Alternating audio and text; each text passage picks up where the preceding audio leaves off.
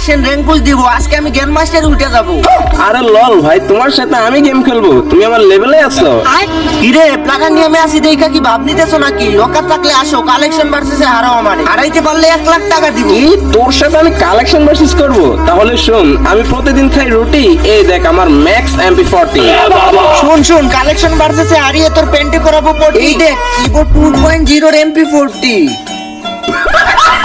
এই নে, পারলে এবার ব্রেক ড্যান্সার বান্ডিল দেখা। আমি আমার স্কুল লাইফে ছিলাম ব্যাক ড্যান্সার, এই দেখ ভাই আমিও বের করে রাখছি ব্যাক ডান্সার।